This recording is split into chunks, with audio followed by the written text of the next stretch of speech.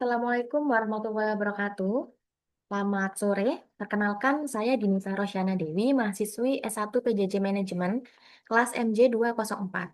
Video ini dibuat untuk memenuhi ujian akhir semester mata kuliah Estetika dan Humanisme, di bawah bimbingan Bapak Wahyu Purbosantoso. Pada kesempatan ini, saya akan mempresentasikan topik yang sangat menarik dan relevan, yaitu leadership, seni dan gaya kepemimpinan. Kepemimpinan bukan hanya soal kemampuan mengatur atau memberi perintah, tetapi lebih dari itu, kepemimpinan adalah sebuah seni dalam membangun hubungan, menyentuh hati, dan menciptakan makna bersama. Dalam presentasi ini, kita akan membahas bagaimana kepemimpinan dapat menjadi sebuah ekspresi nilai-nilai kemanusiaan, seperti empati, komunikasi, inspirasi, dan keteladanan. Mari kita mulai dengan memahami terlebih dahulu apa itu leadership atau kepemimpinan. Apa itu leadership? Leadership atau kepemimpinan adalah kemampuan seseorang untuk mempengaruhi, membimbing, dan mengarahkan orang lain atau suatu kelompok dalam mencapai tujuan bersama.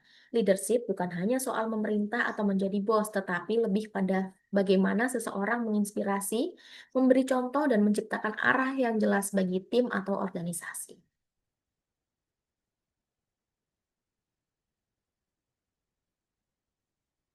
Macam-macam gaya kepemimpinan atau leadership style. Yang pertama yaitu otoriter atau authoritarian leadership. Cirinya, pemimpin mengambil semua keputusan tanpa melibatkan bawahan. Kemudian, mengandalkan perintah dan kontrol yang ketat. Kelebihannya yaitu efektif dalam situasi darurat atau kritis, namun kekurangannya menekan kreativitas dan memotivasi tim. Contohnya, komandan militer dalam operasi taktis. Selanjutnya yaitu demokratis atau democratic leadership. Cirinya pemimpin mengajak tim berdiskusi dan mempertimbangkan pendapat orang lain, serta keputusan diambil secara kolektif. Kelebihannya meningkatkan partisipasi dan rasa memiliki. Namun kekurangannya proses pengambilan keputusan bisa lambat. Contohnya pemimpin tim kerja dalam proyek kolaboratif. Setelah itu ada laissez-faire atau lepas tangan. Cirinya pemimpin memberi kebebasan penuh kepada tim. Kemudian minim pengawasan dan arahan. Kelebihannya cocok untuk tim yang sangat terampil dan mandiri. Namun kekurangannya bisa menyebabkan kekacauan jika tim tidak disiplin. Contoh, CEO perusahaan kreatif yang mempercayakan keputusan pada tim. Selanjutnya, ada transformasional atau transformasional leadership. Cirinya yaitu pemimpin menginspirasi perubahan, visi jangka panjang, dan pertumbuhan pribadi, fokus pada motivasi dan pengembangan individu. Kelebihannya yaitu sangat memotivasi dan mendorong inovasi, namun kekurangannya butuh karisma dan visi kuat, tidak cocok untuk semua konteks. Contohnya seperti si Steve Jobs di Apple. Kemudian ada gaya kepemimpinan transaksional atau transaksional leadership. Cirinya yaitu fokus pada hasil, struktur, dan imbalan. Jadi berdasarkan reward dan punishment. Hubungan pimpinan dan bawahan bersifat kontraktual. Bersifat kontraktual di sini adanya, jadi kelebihannya yaitu cocok untuk organisasi yang sangat terstruktur. Kekurangannya kurang menginspirasi, bawahan hanya bekerja untuk imbalan saja. Contohnya manajer proyek dengan target KPI spesifik. Kemudian ada gaya kepemimpinan servan atau servant leadership. Cirinya, pemimpin memprioritaskan kebutuhan tim dan melayani mereka. Kemudian ada fokus pada empati, mendengarkan, dan pemberdayaan. Kelebihannya meningkatkan loyalitas dan kepercayaan tim, namun kekurangannya kurang efektif jika tim memerlukan arah yang jelas. Contohnya, tokoh sosial seperti Nelson Mandela atau Gus Dur. Kemudian kita bahas apa sih yang dimaksud dengan kepemimpinan sebagai seni. Kepemimpinan sebagai seni merujuk pada pandangan bahwa kepemimpinan bukan sekedar keterampilan teknis atau prosedural, tetapi juga melibatkan intuisi, kreativitas, empati, dan kepekaan dalam berinteraksi dengan orang lain. Hal ini penting karena manusia bukanlah mesin. Kepemimpinan sebagai seni menekankan relasi antar manusia, penciptaan makna, dan penyampaian visi secara inspiratif, bukan sekedar menyuruh bekerja.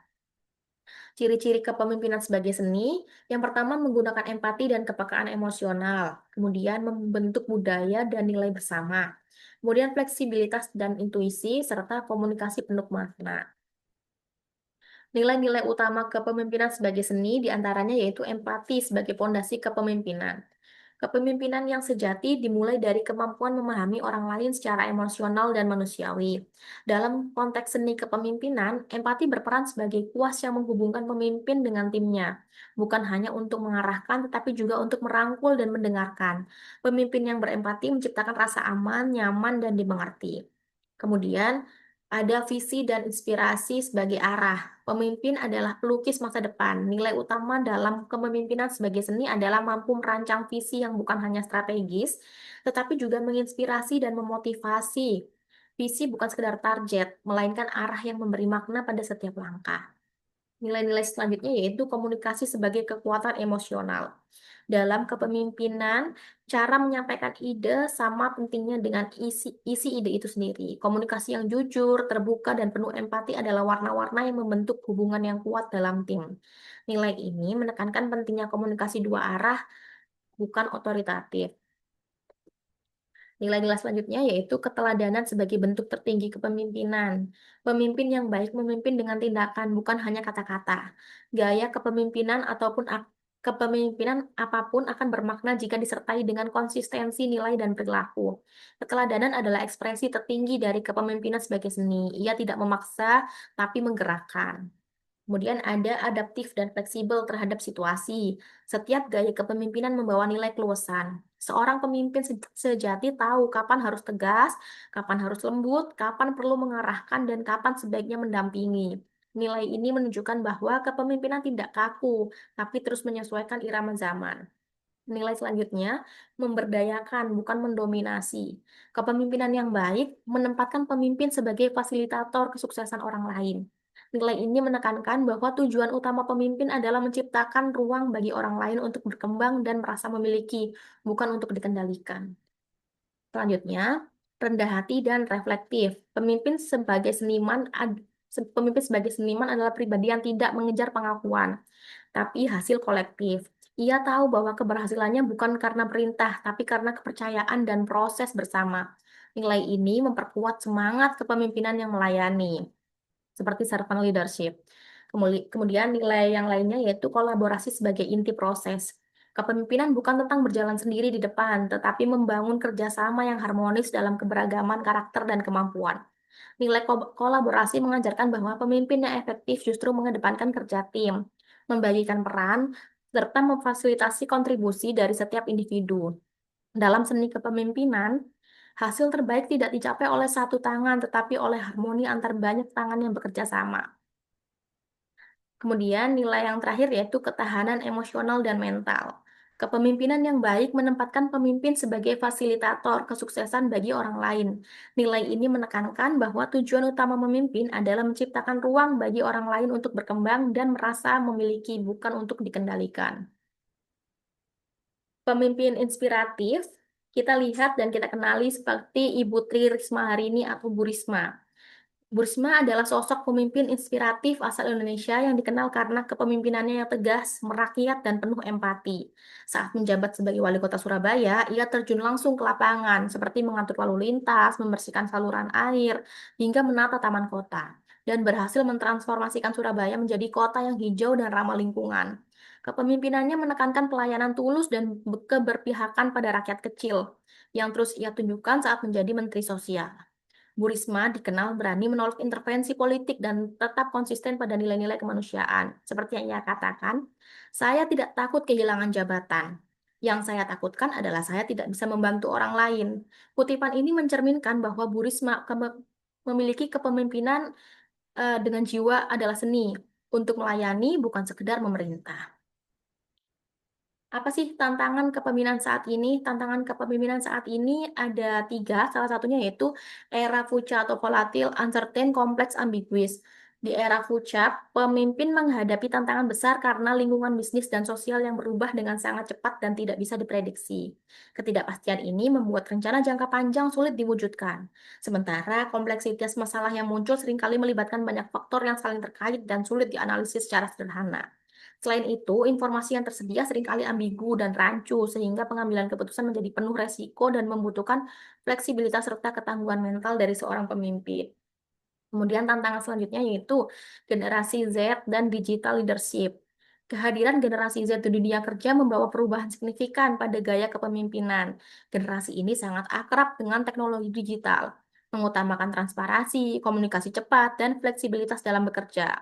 Oleh karena itu, pemimpin masa kini harus menguasai kemampuan digital leadership, yaitu memanfaatkan teknologi untuk mengelola tim yang mungkin tersebar secara virtual serta menciptakan lingkungan kerja yang inklusif dan interaktif.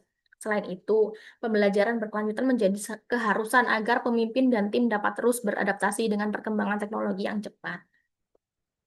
Tantangan yang ketiga yaitu burnout dan toxic leadership.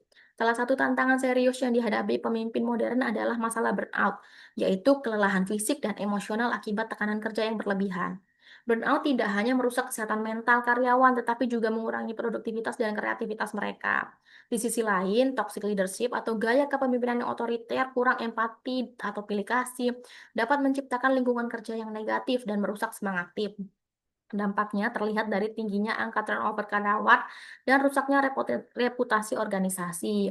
Oleh karena itu, pemimpin harus mampu mengelola tekanan dengan bijak dan menciptakan budaya kerja yang sehat dan sportif. Sebagaimana dikatakan Lao Tzu, seorang pemimpin terbaik adalah yang hampir tidak diketahui keberadaannya, namun rakyatnya berkata, "Kami berhasil melakukan sendiri." Kutipan ini mengajak kita merenungkan kembali esensi sejati dari kepemimpinan, bukan tentang ketenaran, kontrol, atau pengakuan, melainkan tentang mampu menciptakan ruang bagi orang lain untuk tumbuh, bersinar, dan merasa memiliki hasilnya.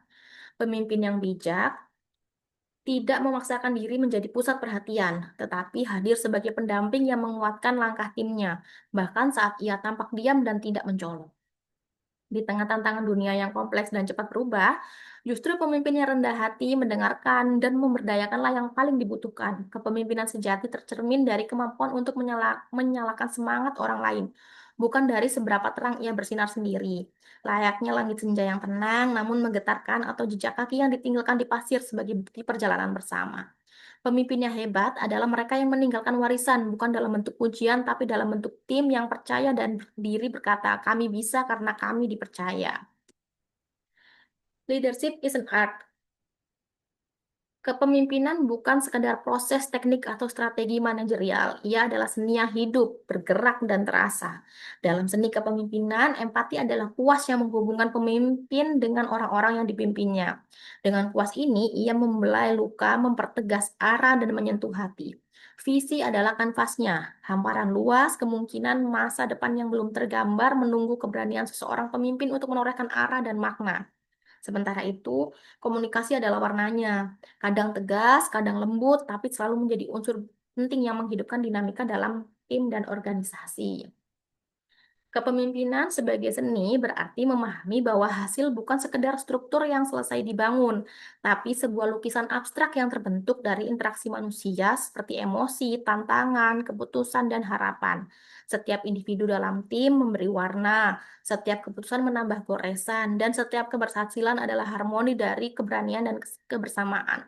Maka dalam dunia yang terus berubah ini, pemimpin sejati bukan hanya perencana yang rasional, tapi juga seniman yang mampu menciptakan makna melalui hubungan, kepercayaan, dan inspirasi.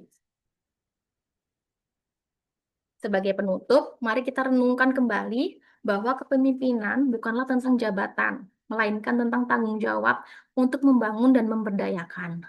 Seorang pemimpin sejati tidak hadir untuk mengatur segalanya, tetapi untuk menciptakan ruang bagi orang lain agar bisa tumbuh, berkembang, dan merasa memiliki makna dalam perjalanannya. Di tengah dunia yang terus berubah dan dipenuhi ketidakpastian, kita semua memiliki potensi untuk menjadi pemimpin, bukan melalui kuasa, tetapi melalui kepercayaan, kolaborasi, dan keteladanan. Terima kasih atas perhatiannya. Semoga presentasi ini dapat memberikan inspirasi dan membuka wawasan baru tentang kepemimpinan sebagai sebuah seni yang syarat nilai kemanusiaan. Akhir kata, wassalamualaikum warahmatullahi wabarakatuh. Terima kasih.